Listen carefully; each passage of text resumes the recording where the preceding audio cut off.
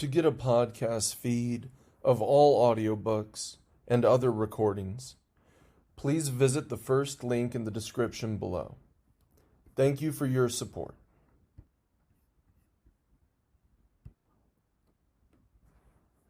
The Governance of China, Volume 2, Audiobook Part 23. One Country, Two Systems. Progress in practicing one country, two systems in Macau, December 20th, 2014. Part of the speech at the meeting celebrating the 15th anniversary of Macau's return to China and the inaugural ceremony of the fourth-term government of the Macau Special Administrative Region. Over the past 15 years, with the strong support of the central government and the mainland, and under the leadership of the Chief Executive and Government of the Macau Special Administrative Region, MSAR, people from various sectors in Macau have united as one, made vigorous efforts to implement the principle of one country, two systems, and achieved fruitful results. We are glad to see that the principles of one country, two systems, Macau people administering Macau, and a high degree of autonomy as well as the basic law of the MSAR have won massive support from the people of Macau and have been implemented in real earnest. The constitutional order of the MSAR, as prescribed by the Constitution and the basic law, is respected and upheld. The central government's full jurisdiction is effectively exercised, while the high degree of autonomy enjoyed by the SAR is fully guaranteed. Our compatriots in Macau are masters of their own house, entitled to broad freedoms and democratic rights in accordance with the law. Macau now enjoys orderly progress in democracy, rapid economic growth, rising living standards, and social harmony and stability. All-round progress has been made in its various social programs, and its exchanges with the outside world have continued to expand. We are glad to see that Macau's exchanges and cooperations with the mainland are becoming ever closer, and that Macau is continuing to make its unique contribution to China's reform, opening up, and modernization, while sharing the opportunities and benefits brought by development of the mainland. Our fellow countrymen in Macau have gained a growing sense of identity and belonging. The close national bond of blood being thicker than water is becoming ever stronger. Love for China and love for Macau have become a prevalent value in Macau society. We are glad to see that as a historical city where Chinese and Western cultures meet, Macau displays a unique charm that belongs to a culture typical of southern China, yet with a distinctive European touch. Here, communities from various ethnic backgrounds live in harmony and help and learn from each other.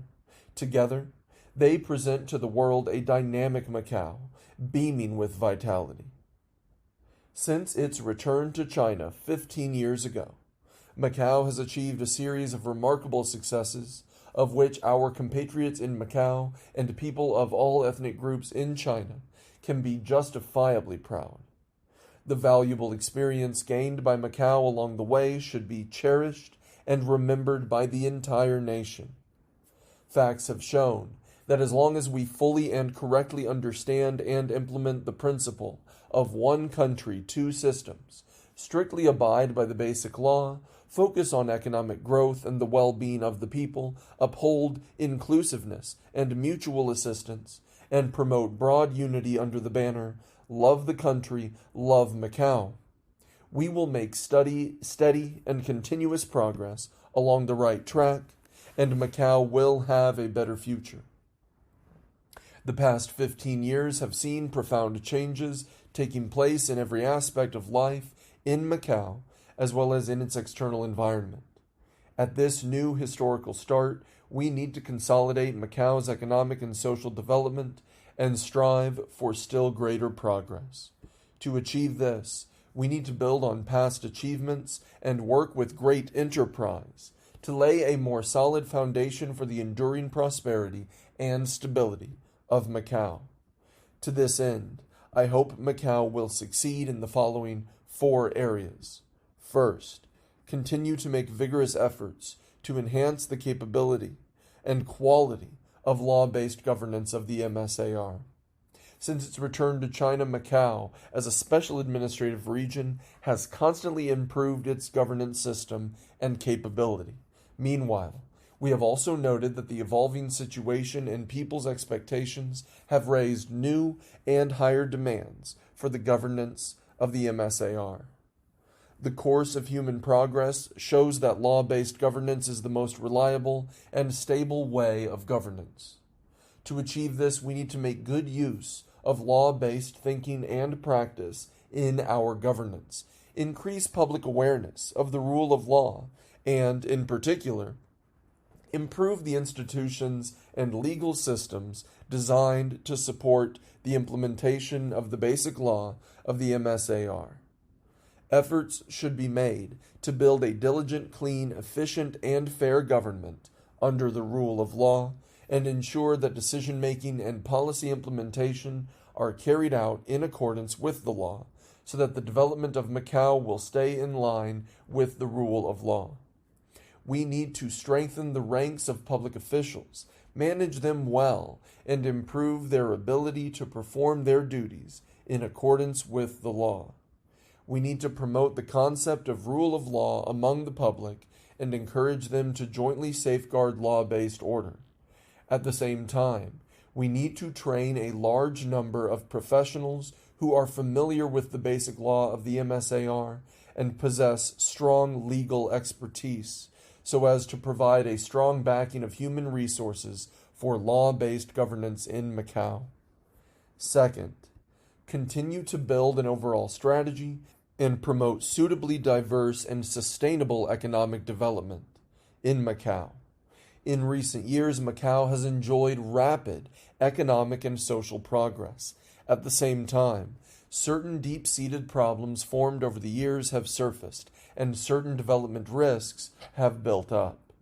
It is important for Macau to adopt a future-oriented and long-term perspective that embraces both the nation and the globe, to formulate appropriate plans and blueprints for its future development, and to promote sound economic and social progress.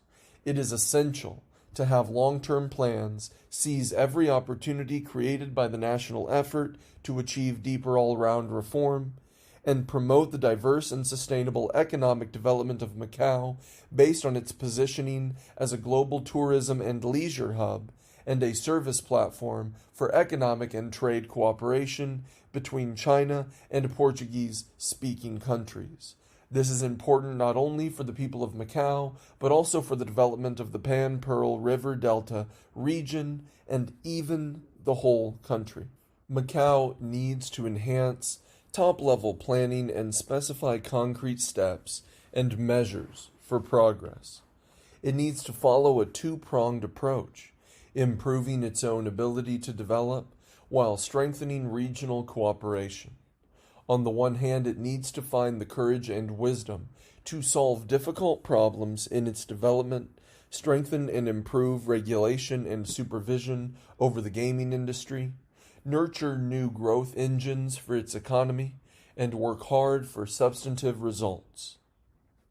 On the other hand, it needs to make good use of the policies and measures that the central government has enacted to support Macau's development and strengthen its cooperation with the mainland, particularly with Guangdong Province and the Pan-Pearl River Delta region.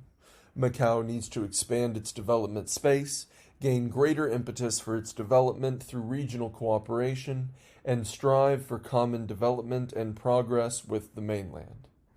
Third, continue to build a solid foundation and work for social harmony and stability. Harmony and stability constitute the basis for economic and social development and the well-being of the people. The SAR government and all the people of Macau must fully cherish and do everything they can to safeguard harmony and stability in Macau. In governing Macau, the SAR government needs to put people first by fully understanding people's lives and needs and addressing their concerns and difficulties. It needs to properly respond to diverse demands in society, balance the interests of various groups, and foster a fairer and more equitable social environment. It needs to make sure that people have better access to the fruits of development, improve their quality of life, and increase their happiness index. Everyone in Macau should continue to love the motherland and love Macau, support the chief executive and the SAR government in governing Macau in accordance with the law, strengthen social cohesion and positive energy, and work jointly for long-term prosperity and stability. Meanwhile, we need to guard against and oppose external infiltration and interference so as to maintain a sound atmosphere of stability and unity in Macau. Fourth, continue to be future-oriented and strengthen the education of the younger generation. It takes 10 years to cultivate a tree, but decades to cultivate talent. Young people in Macau represent the hope and future, not only of Macau, but the whole country. We need to strengthen the education and upbringing of young people to ensure that the worthy tradition of loving the motherland and loving Macau will be carried forward from one generation to another, and that the cause of one country, two systems will be continuously advanced. We need to care for our young people and attach great importance to creating favorable conditions for their growth and success. China is a great country with a time-honored history and rich civilization. The fine traditional culture that the Chinese nation has created and carried forward in its thousands of years of history is the root and soul of the Chinese nation. In the education of our young people, priority should be given to the history, culture, and national conditions of China so that they will better appreciate these things: the wealth of the Chinese civilization, the glorious journey of the modern era through which China was salvaged from subjugation and turned into a strong country, the extraordinary endeavor and tremendous achievements of the PRC, and the intrinsic links between the principle of one country, two systems, upholding and developing socialism with Chinese characteristics, and realizing the Chinese dream of national rejuvenation. In this way, they will fully understand that the destiny and the future of Macau are intricately bound with the mainland, and will thus have a stronger sense of national pride and deeper love for China and for Macau. As a result, they will commit themselves to the cause of one country, two systems, with a greater sense of responsibility and mission. One country, two systems is a basic state policy. A firm grasp of this policy is vital to ensuring the long-term prosperity and stability of Hong Kong and Macau. It is also an important part of our endeavor to fulfill the Chinese dream. It conforms with the fundamental interests of the country and the nation, the overall and long-term interests of Hong Kong and Macau, and the interests of foreign investors. To continue to advance this policy, we must remain committed to the fundamental purpose of one country, two systems, jointly safeguard national sovereignty, security, and development interests, and maintain the long-term prosperity and stability of Hong Kong and Macau. We must continue to govern Hong Kong and Macau and implement the principle of one country, two systems in accordance with the law.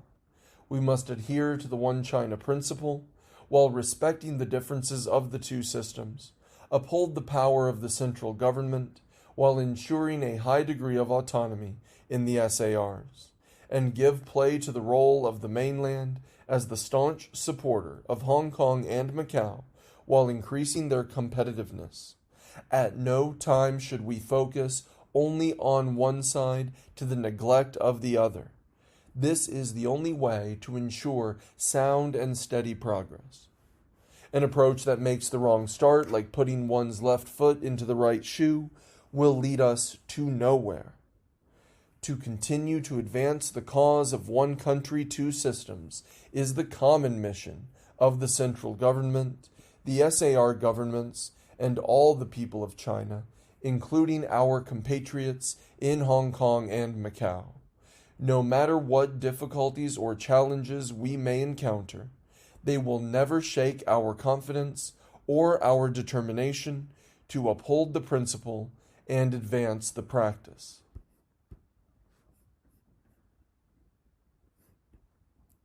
Join hands to consolidate peace and development in Cross-Straits relations.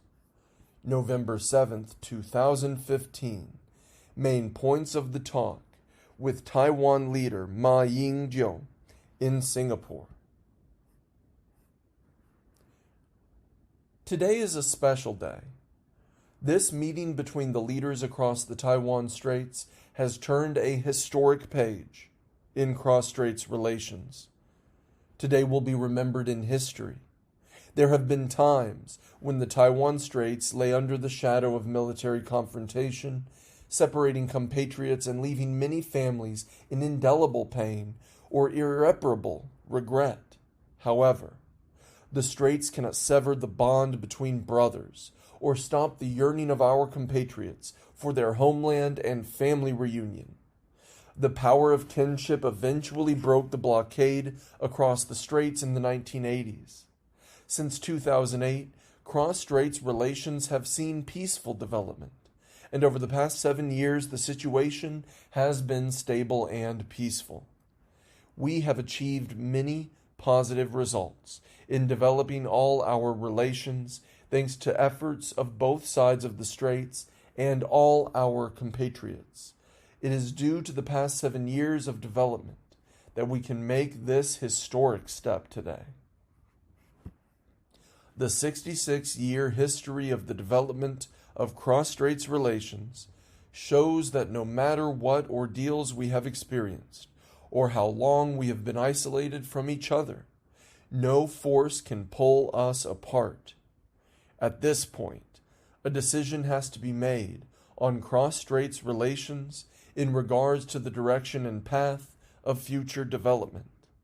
The two tides should learn from past experiences, take on responsibility for the Chinese nation and for history, and make the right choice, one that can stand the test of history.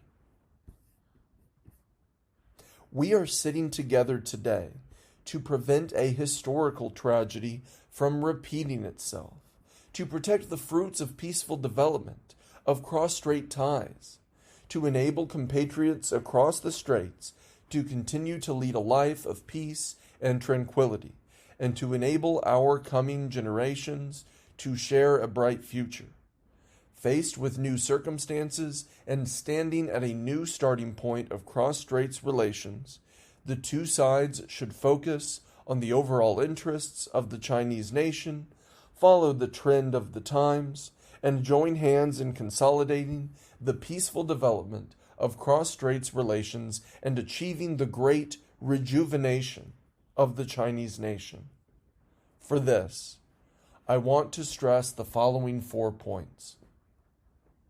First, staying firmly committed to the common political basis.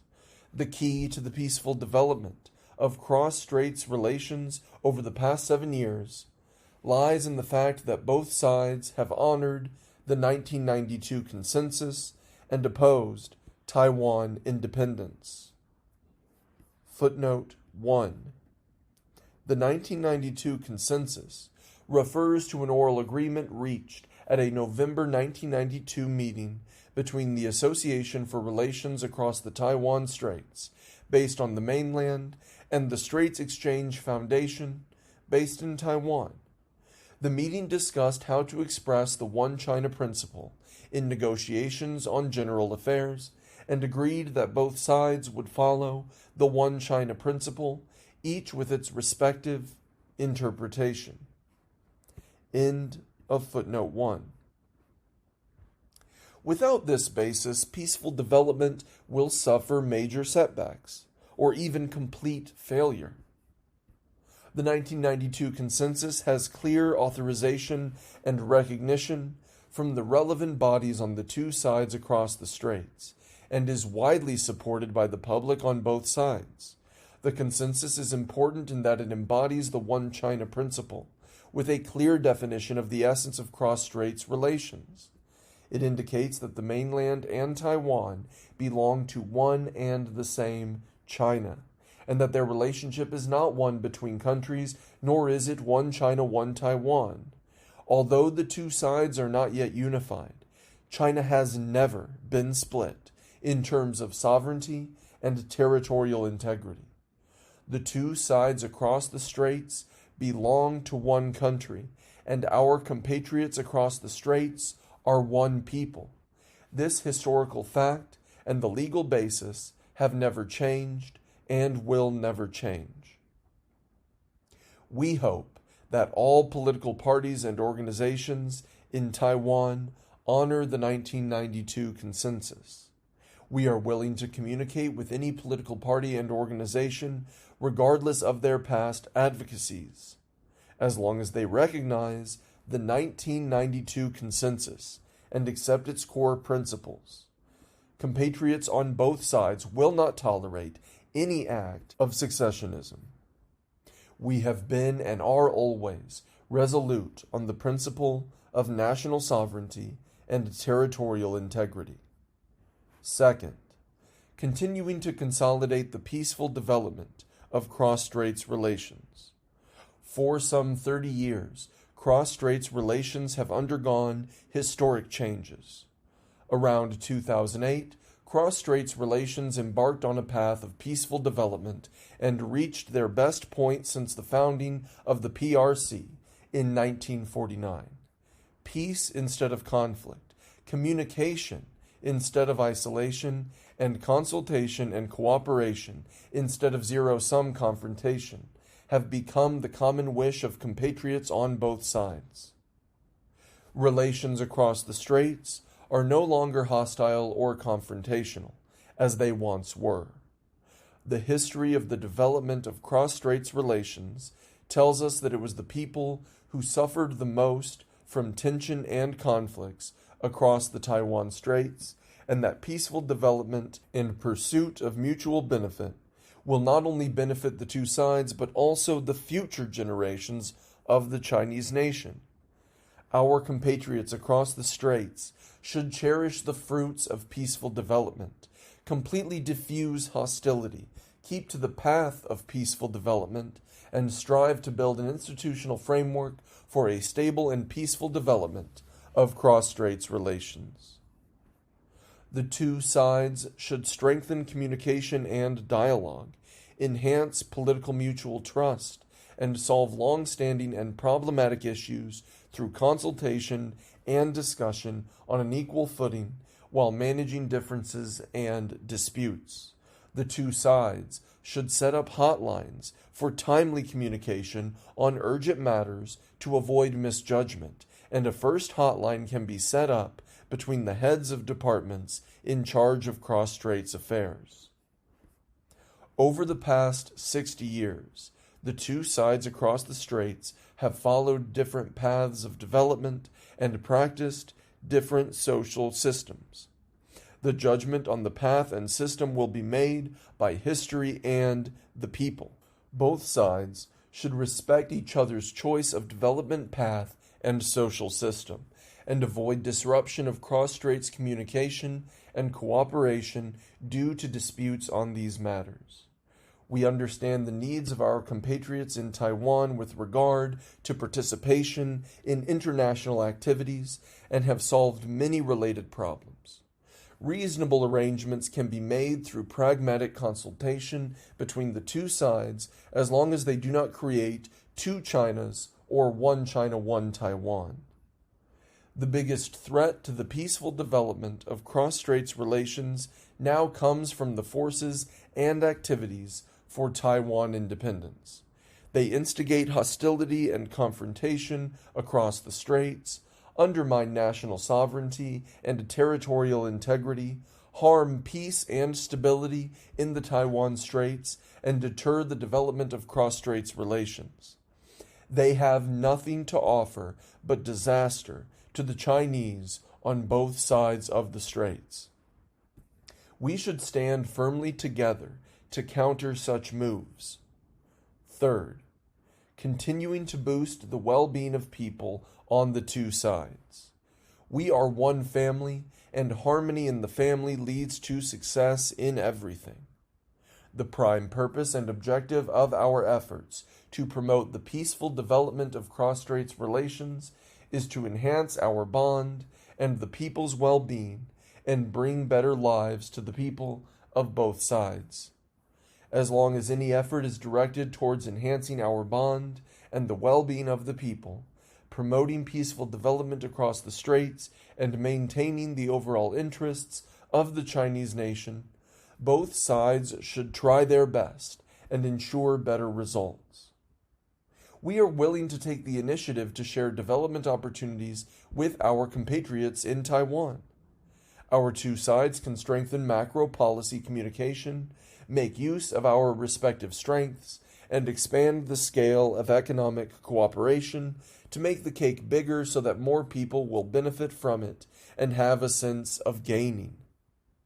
On matters such as trade and the establishment of offices at each other's cross-straits affairs organs, the two sides can speed up negotiations and reach a consensus as soon as possible.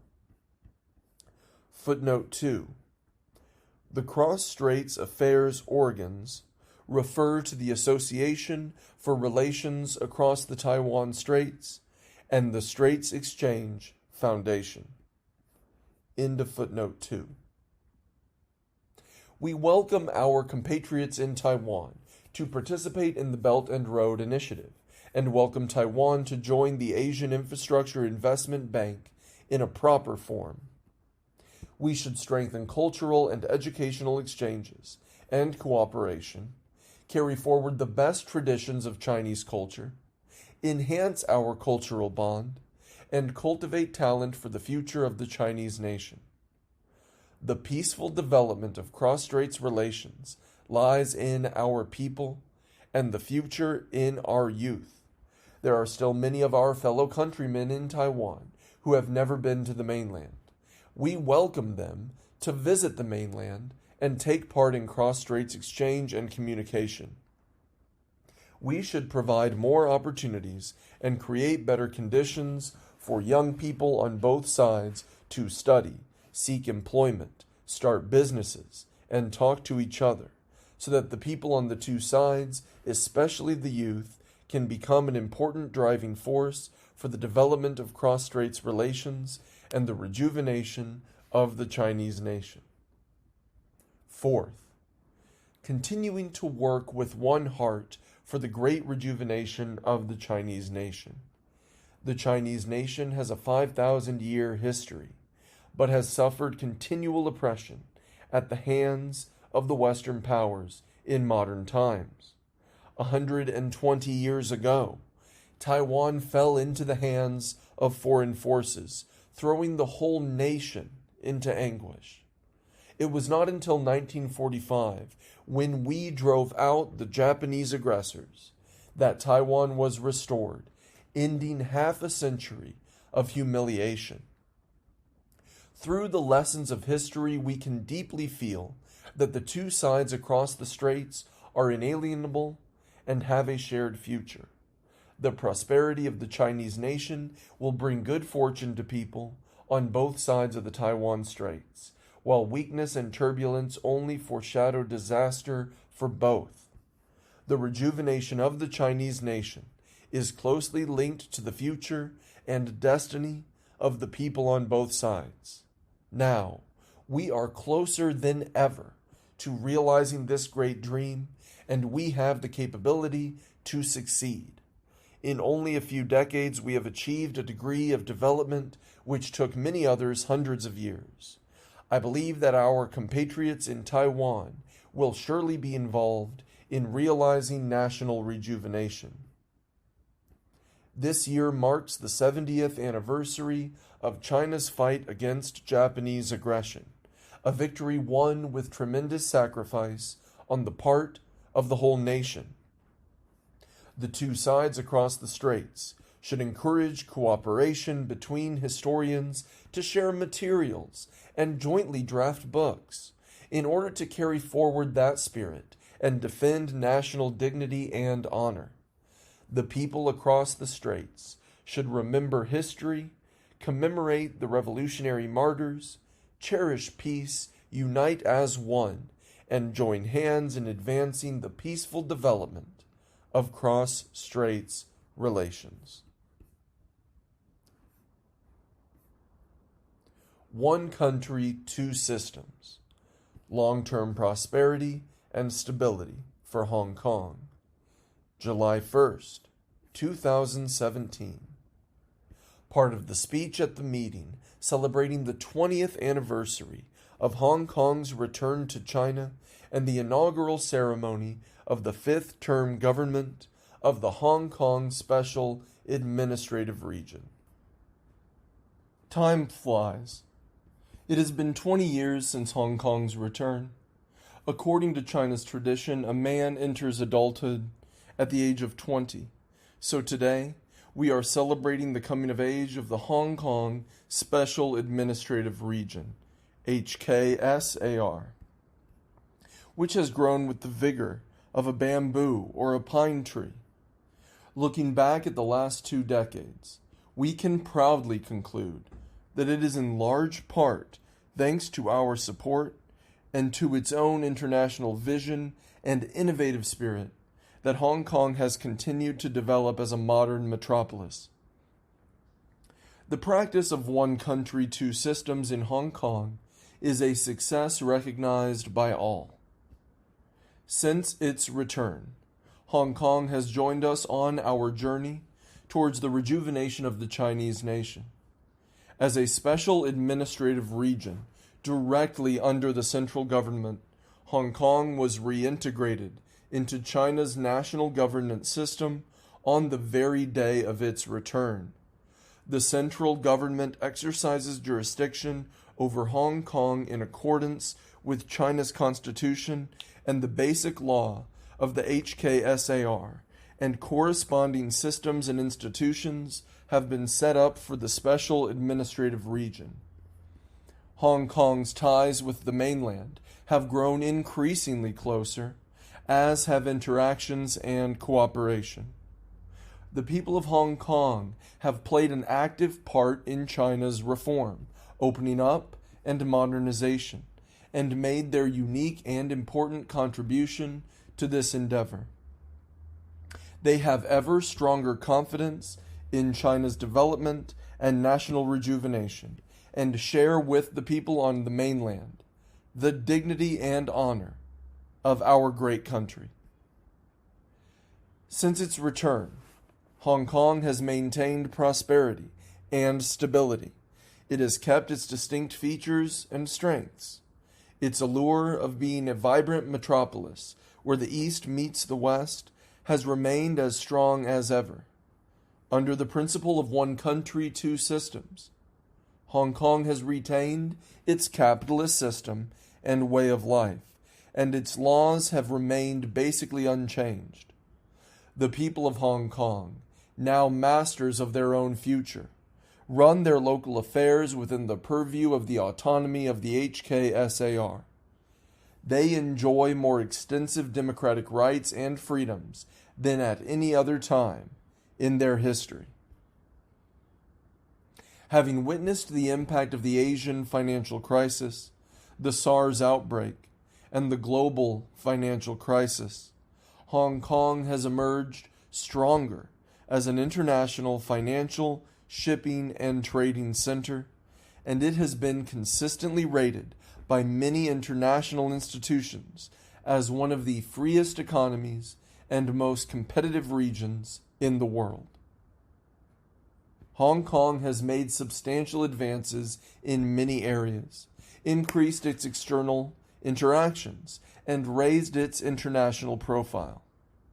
What has happened in Hong Kong fully demonstrates that one country, two systems provides the best solution to the historical question of Hong Kong and the best institutional arrangement to ensure Hong Kong's long-term prosperity and stability. One country, two systems has proved to be a workable solution and an achievable goal welcomed by the people. One country, two systems is a great Chinese initiative. It offers a new thinking and a new formula to the international community in addressing similar issues. It is another contribution made by the Chinese nation to global peace and development, and it embodies the Chinese vision, which values openness and inclusiveness.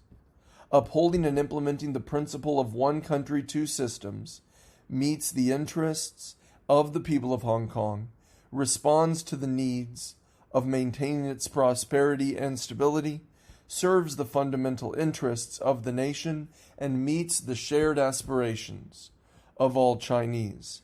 That is why I have made it clear that the central government will never waver in its commitment to one country, two systems, and to make sure that it is fully applied in Hong Kong without any distortion or alteration. This will enable us to keep advancing in the right direction. One country, two systems is a pioneering initiative that has no precedent. Its application is a process of evolution. Currently, some new developments are occurring and new issues are emerging regarding its application in Hong Kong. Hong Kong needs to improve its systems to uphold national sovereignty and ensure its security and development interests. It needs to enhance education on and raise public awareness of Chinese history and culture. It has yet to build public consensus on some major political and legal issues. Hong Kong also faces several challenges in economic development. Its traditional strengths are beginning to lose their edge, while new drivers of growth are yet to emerge. Problems of housing and other issues that affect people's lives have become more acutely felt. To address these challenges, meet the expectations of the people for a better life, and advance Hong Kong's development in all sectors, we must stay on a true and steady course, gain a full understanding of one country, two systems, and implement it faithfully. And this is what I want to talk to you about. First, it is imperative to have a correct understanding of the relationship between one country and two systems. One country is like the roots of a tree. For a tree to grow tall and luxuriant, its roots must run deep and strong. One country, two systems was advanced first and foremost to realize and uphold national unity. That is why in the negotiations with the United Kingdom, we were categorical that sovereignty is not for negotiation. Now that Hong Kong has returned to China, it is all the more important for us to firmly safeguard China's sovereignty, security, and development interests. In conducting day-to-day affairs, we must have a strong sense of one country and firmly observe the one country principle, and thereby correctly handle the relationship between the HKSAR and the central government. Any attempt to endanger China's sovereignty and security, challenge the authority of the central government and the sanctity of the basic law of the HKSAR, or use Hong Kong as a channel for infiltration and sabotage against the mainland, is an act that crosses the red line and is absolutely impermissible. On the other hand, on the basis of one country, the two systems should and can stay in harmony and reinforce each other. We must adhere to one country and respect the differences of the two systems. uphold the power of the central government, and ensure a high degree of autonomy in the HKSAR, give play to the role of the mainland as a staunch supporter of Hong Kong, and enhance Hong Kong's own competitiveness. At no time should we focus only on one aspect to the neglect of the others. Only in this way can we ensure that the one country, two systems ship will maintain a steady course and reach its destination despite any rough seas. Second, it is imperative to always act in accordance with the Constitution of the People's Republic of China and the basic law of the HKSAR. Hong Kong's return completed a major transformation of its constitutional order. The Constitution and the basic law together form the constitutional basis of the HKSAR. The Constitution is the fundamental law of China. It embodies the common will of the Chinese people and represents the legal origin of the system of special administrative regions. Enacted in accordance with the Constitution, the Basic Law provides for the system and policies that should be practiced in the HKSAR, codifies and institutionalizes one country, two systems, and provides legal safeguards for its practice in Hong Kong. In observing the order prescribed by the Constitution and the Basic Law, it is important for both the central government to exercise power and for the HKSAR to fulfill its own responsibilities. We should improve the relevant institutions and mechanisms for implementing the Basic Law and raise public awareness of the Constitution and the Basic Law in Hong Kong, particularly among civil servants and young people. These steps are integral to practicing one country, two systems, advancing law-based governance nationwide, and upholding the rule of law in Hong Kong. Third, it is imperative to stay focused on development as the top priority. Development, an abiding pursuit, is critical to Hong Kong's survival, and it holds the golden key to resolving issues there. One country, two systems was advanced to achieve two goals, namely, peacefully resuming the exercise of sovereignty over Hong Kong and maintaining its status as an international financial, shipping, and trading center in order to promote further growth. Currently, more focus should be given to development. Teenagers want to grow up happy. Young people want to bring out the best of their talent. People in mature years want to be successful, and seniors want to enjoy their golden years. Obviously, all this can only be achieved through development. Hong Kong enjoys the backing of the motherland and is open to the world. It therefore has many favorable conditions for development and distinctive competitive advantages. In particular, China's continuous and rapid development over the years provides an invaluable opportunity, an inexhaustible source of strength, and a broad space for Hong Kong's development. As a saying in Hong Kong goes, after leaving Suzhou, a traveler will find it hard to get a ride on a boat, meaning an opportunity missed is an opportunity lost. It is important to cherish the opportunity, seize it, and focus your energy on Hong Kong's development. Fourth, it is imperative to always maintain a harmonious and stable social environment. One country, two systems gives expression to the vision of peace and harmony in Chinese culture. It embodies a very important tenet, namely, seeking broad common ground while setting aside major differences. Hong Kong is a pluralist society, so it comes as no surprise that there are different views and even major differences of opinion on some specific issues. However, politicizing everything or deliberately creating differences and provoking confrontation will not resolve these problems. On the contrary, it will only serve to hinder Hong Kong's economic and social development. Bear in mind the larger interests, communicate in a sensible way, and build greater consensus. This is the best way to find solutions to issues over time. On the part of the central government, we are ready to talk to anyone who loves the country, loves Hong Kong, and genuinely supports the principle of one country, two systems, and the basic law of the HKSAR, no matter what political views or position they may hold. Harmony brings good fortune, while discord leads to misfortune. Hong Kong is an affluent society, but it also faces enormous challenges posed by profound changes in the global economic environment and intense and growing international competition. It cannot afford to be torn apart by reckless moves or internal rifts. The people of Hong Kong must unite, work together, and help each other, and by so doing, you will ensure the success of Hong Kong, your common home.